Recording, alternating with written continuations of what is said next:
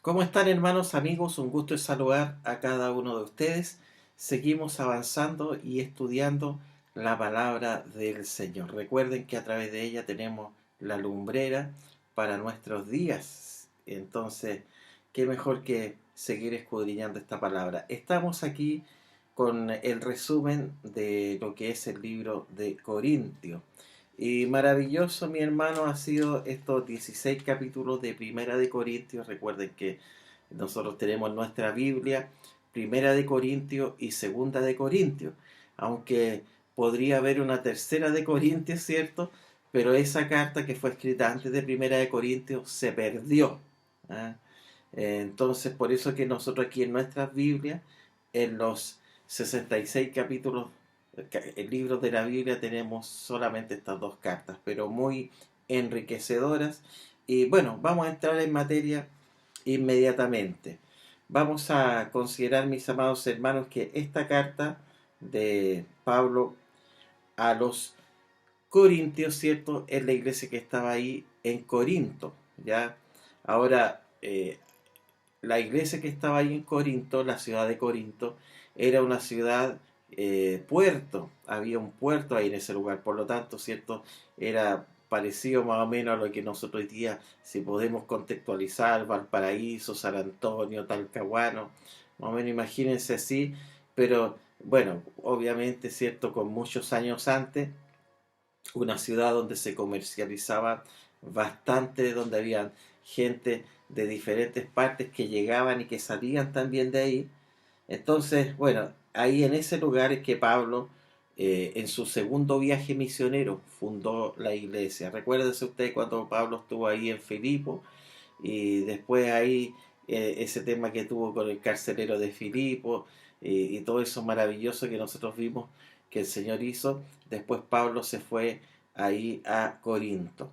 Bueno, y ahí entonces en Corinto es que Pablo funda la iglesia. Después había pasado un tiempo, algunos años, y Pablo, estando en Éfeso, es que le llega, cierto, la necesidad a él de poder escribirle a los hermanos que estaban ahí en Corinto.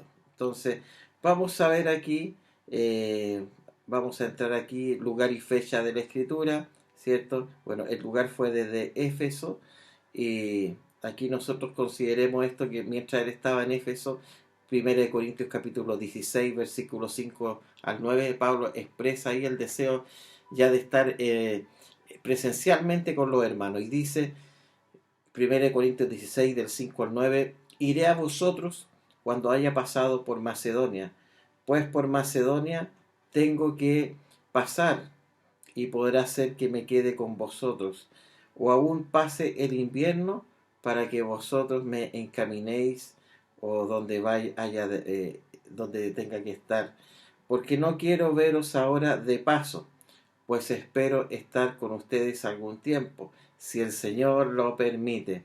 Pero estaré en Éfeso hasta Pentecostés, porque se me ha abierto puerta grande y eficaz, y muchos son los adversarios. O sea, en medio de esas puertas grandes y eficaces siempre habían adversarios, pero el Señor siempre salía vencedor en los propósitos que asignaba a el apóstol Pablo. ¿Ya? Ahora, bueno, la ciudad de Corinto, como le decía, estaba ubicada en un punto clave a 2,5 kilómetros al sur del istmo Diocos, ya aproximadamente 6 kilómetros de ancho, que une el norte de Grecia con el sur, ¿cierto? Eh, del Peloponeso y los dos mares. Estaba en una ciudad, una parte bastante clave, ¿cierto? Situada ahí, Corinto. Bueno, aquí, si ustedes tienen la posibilidad de verla en el mapa, se van a dar cuenta lo estratégica que estaba la ciudad, ¿ya? Ustedes les voy a dar un dato acá, pueden buscar por el istmo, es I latina, ¿cierto? Mayúscula STMO de Corinto. Y ahí ustedes van a encontrar, y maravilloso también lo que van a poder desglosar de lo que era la ciudad en ese tiempo. Bueno, sigamos avanzando acá. Eh, aquí tengo también la importancia de la ciudad de Corintio. Era la primera ciudad en importancia y la peor en conducta del sur de Grecia, ¿ah? Con una población heterogénea de 500.000 de habitantes. O sea, era una ciudad importante, pero también su comportamiento era el peor. Entonces, por eso que ahí vemos también que Pablo a los convertidos, ¿cierto?, que habían recibido a Jesucristo ahí en Corinto, él tenía que explicarles minuciosamente y confrontarlo a través de la palabra del Señor para que pudieran dejar también malas conductas y que eso no fuera parte de un cristianismo, ¿cierto?, ya sea legalista o liviano. ¿Mm? Bueno, ahí nosotros vemos la primera vez que Pablo predicó el Evangelio en Corintios fue durante su segundo viaje misionero. Eso lo encontramos en Hechos capítulo número 18, cubriendo sus gastos mediante el desempeño, ¿cierto?, de fabricante de tiendas. Pablo, recordemos que ahí él, cuando estaba en Corinto, él no fue carga para los hermanos, sino que trabajó con sus propias manos junto a Aquila y a Priscila, que se habían trasladado recientemente a aquel lugar. Después, posteriormente, llega Silas y Timoteo y llegan con ayuda de Macedonia para Pablo. Entonces ahí ya él no tenía que trabajar tanto y se pudo dedicar más a la enseñanza de la palabra, aunque anteriormente Pablo igual lo hacía, pero ahora ya con más tiempo y bueno, con una mayor también alivio económico para él. El contexto de la carta, ¿cierto? Pablo comienza cuando Pablo empieza a corregir, ¿cierto?, a los hermanos. Y bueno, vamos a ir aquí en 1 Corintios capítulo 3, versículos 10 y 11. Y dice, conforme a la gracia de Dios que me ha sido dada, yo como perito arquitecto puse el fundamento y otro edifica encima. Pero cada uno mire cómo sobreedifica, porque nadie puede poner otro fundamento, el cual está puesto, el cual es Jesucristo.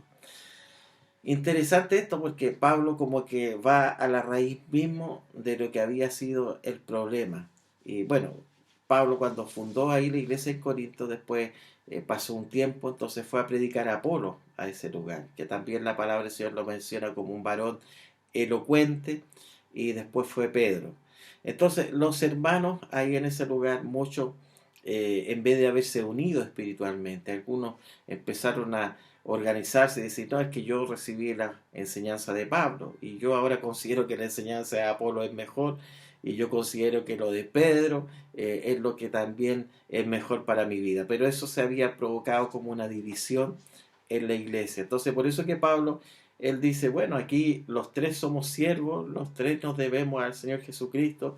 Aquí lo importante no es quién, sino que el que realmente es la sustancia, el que es al que hay que seguir, ¿ya? Entonces por eso que dice que nadie puede poner otro fundamento el que ya está puesto, el cual es Jesucristo. Y también él le hace ver cómo sobreedifica cada uno en sus vidas, ¿ah? Y eso es tan interesante en nuestros días, porque en medio de tantas corrientes teológicas de pensamiento, y a veces las personas también se producen como divisiones o se produce que se clasifican en un sector determinado, cuando el Espíritu Santo en realidad Él tiene la plena libertad de llevarnos de cierto en sus propósitos y en su grandeza, y Él rompe con toda estructura y con todo aquello que muchas veces el hombre coloca.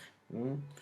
Bueno, ahí vamos analizando entonces la carta a los Corintios, ¿cierto? Descubriendo lo que fue el problema en algún momento, pero Pablo también dando las soluciones, ¿ya?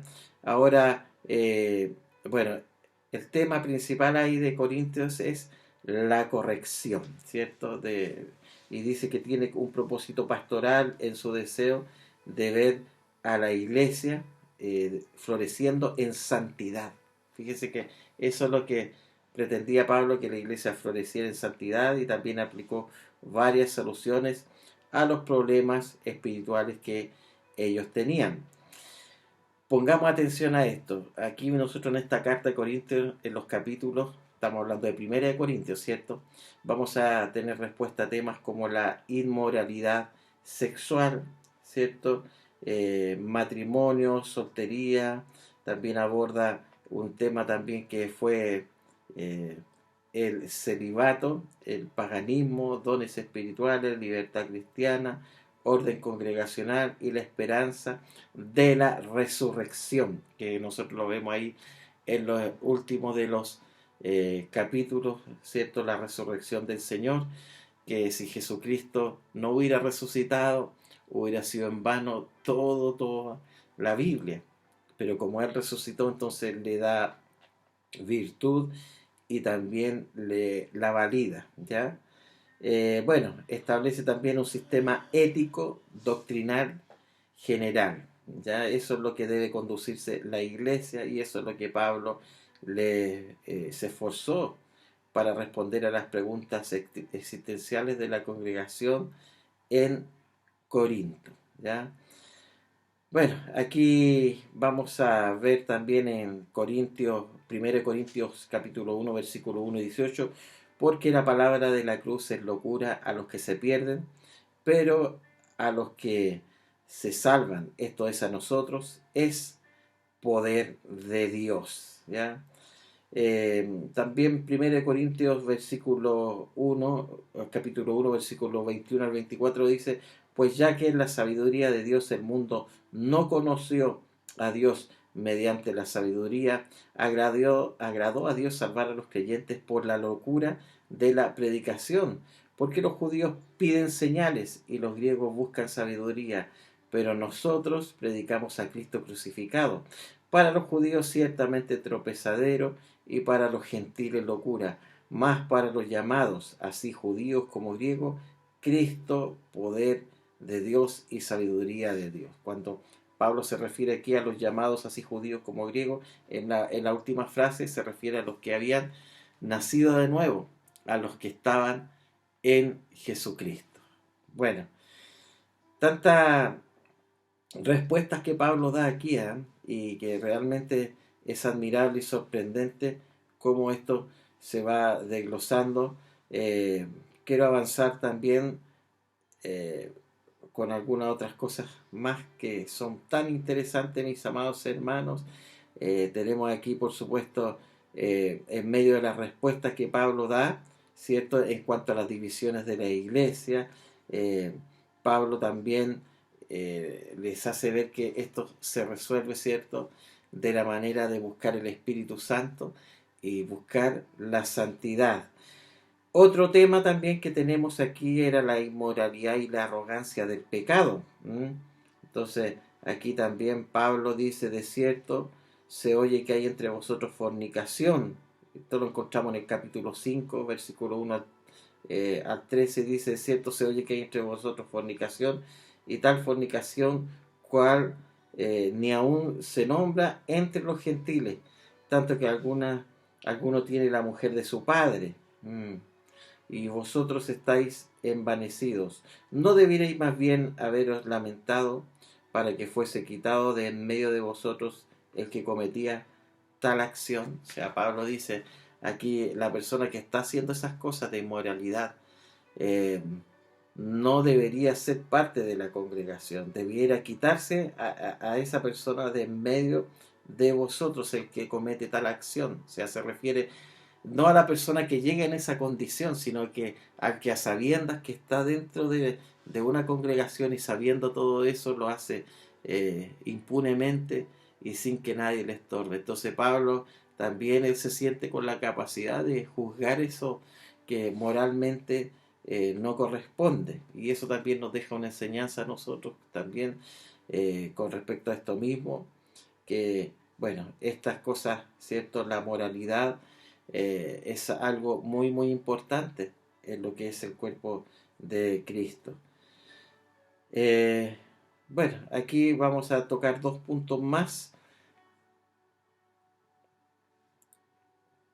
En el capítulo 6, versículo 1 y 2, también dice, ¿os alguno de vosotros cuando tiene algo contra otro ir a juicio delante de los injustos y no delante de los santos? ¿O no sabéis que los santos han de juzgar al mundo, y si el mundo ha de ser juzgado por vosotros, sois indignos de juzgar cosas muy pequeñas? O sea, Pablo también se refiere a temas entre los mismos hermanos, situaciones, y a veces eso nos lleva no a solucionarlo dentro de la iglesia, sino que afuera de la iglesia. Y así como se producían temas en Corintios, también se producen temas hasta el día de hoy, desavenencias o situaciones entre propios hermanos de la iglesia. Entonces Pablo dice: no acudan a los tribunales donde hay injusticia, sino que resuélvalo ahí delante de los santos, o sea, delante de los hijos del Señor, y claramente delante de los pastores o de las autoridades de la iglesia, que ellos sabrán tener el consejo oportuno y poder también dirimir una situación que puede afectar a algunos hermanos de la iglesia. ¿Ya? En el capítulo 6, versículo 12 al 14, la libertad cristiana restringida por la responsabilidad. O sea, Cristo nos hace libres, pero también tenemos que ser responsables en lo que es también esa libertad. Y dice: todas las cosas me son lícitas, mas no todas convienen. Todas las cosas me son lícitas, mas yo no me dejaré dominar de ninguna.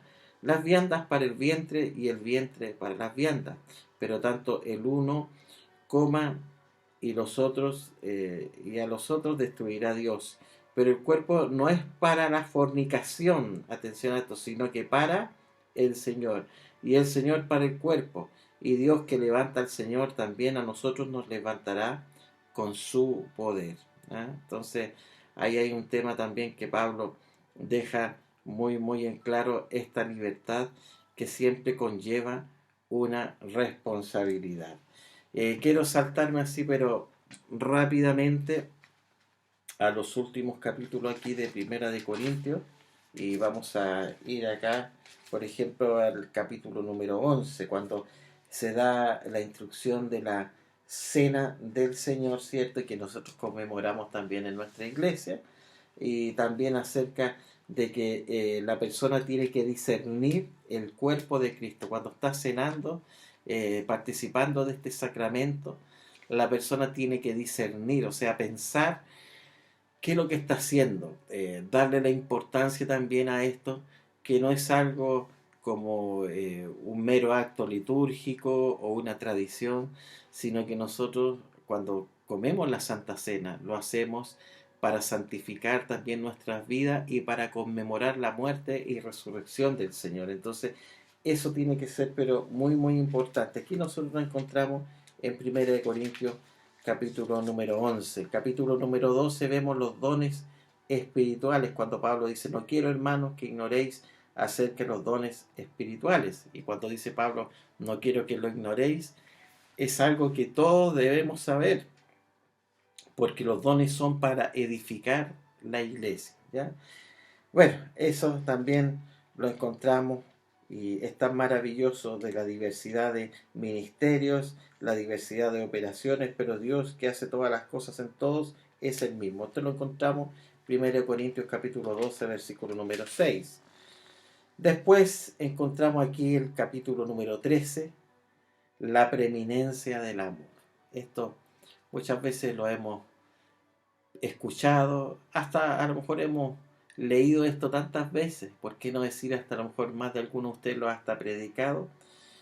Pero en medio de todo lo que encierra el acto, ¿cierto?, de servicio, el acto de enseñar, aquí dice: si yo hablase lengua humana y angélica y no tengo amor, vengo a ser como metal que resuena o címbalo que retiñe. Si tuviere profecía y tuviere todas las cosas, pero no tengo amor, ¿cierto?, no me sirve de nada. ¿Ah? Entonces ahí nos habla acerca de que el amor es la base de todas las cosas y es la base de nuestro servicio al Señor.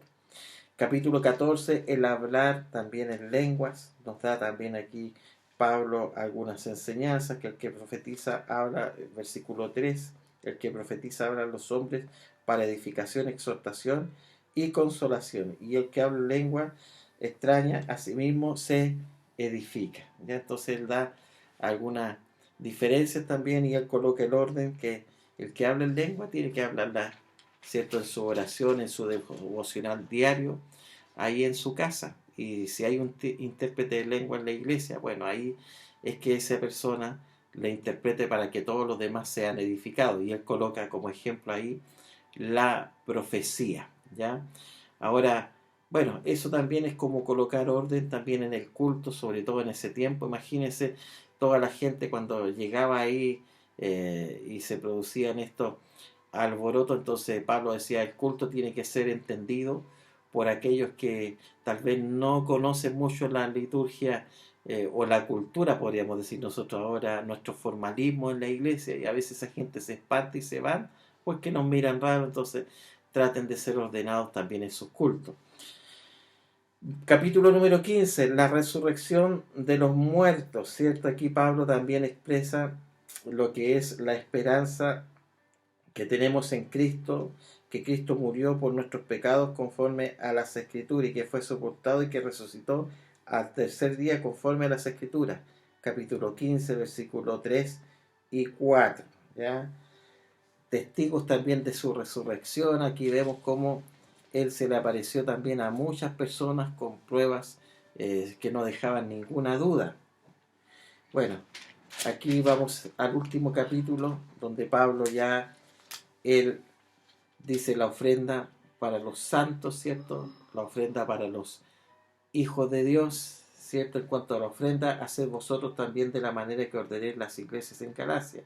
Cada primer día de la semana, cada uno de vosotros ponga aparte algo según haya prosperado, y guardándolo para cuando yo llegue no se recoge entonces ofrenda. O sea, no hacerlo ahí en el momento que Pablo iba a estar, porque claramente era un tiempo de enseñanza, un tiempo que tenía que ser aprovechado para extraer lo máximo de lo que Dios había puesto en él. Entonces la ofrenda ellos tenían que ya tenerla de antes, porque esa ofrenda iba a ser llevada a Jerusalén.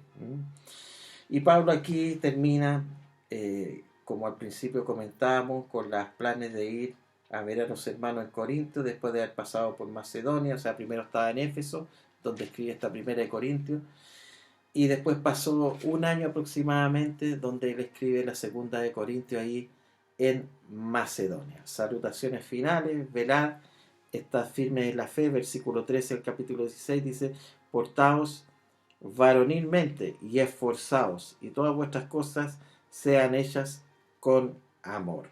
Ya aquí después se despide, dice el versículo 22, el que no amare al Señor Jesucristo sea anatema. La coloca bien así especial, el que no ama al Señor Jesucristo sea anatema, porque el amor es la base de todo, amar a Dios y amar también al prójimo. Versículo 23, la gracia del Señor Jesucristo esté con vosotros, mi amor en Cristo Jesús esté con todos vosotros. Amén.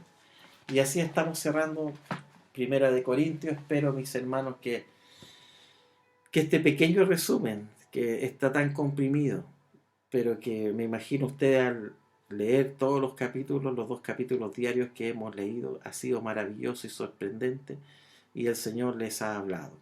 Para finalizar esto, más allá de un conocimiento teórico o de algo que tal vez podamos almacenar como estadística en nuestra mente, no es el propósito de esta conexión, ni tampoco el propósito de esta lectura, ni menos el propósito en lo cual Pablo haya escrito esta carta. Esta carta es para vivirla, esta epístola que nosotros tenemos acá es para que pueda ser de provecho, de edificación espiritual en nuestras vidas. Y qué mejor que edificarnos en esta palabra que es viva, que es verdadera, y como Pablo decía, que esto es sellado por la resurrección del Señor. Créanme que la Biblia, si no estuviera Cristo resucitado, sería todo como muchos libros en este mundo, como muchos libros teóricos que tratan de insinuar o decir algo, pero muchas veces no tienen la eficacia. La palabra del Señor es plenamente, es eficaz y es entendible desde la persona tal vez más simple, más sencilla, incluso del que no sabe leer y que le lee en la Biblia, hasta tal vez el más erudito, el más intelectual, el que tiene todos los títulos, pero esta palabra se recibe con fe y se va a hacer efectiva en toda carne y en toda persona. Un abrazo muy muy grande, mi hermano, que el Señor te bendiga, te guarde, a través de esta palabra bendita. Amén y amén.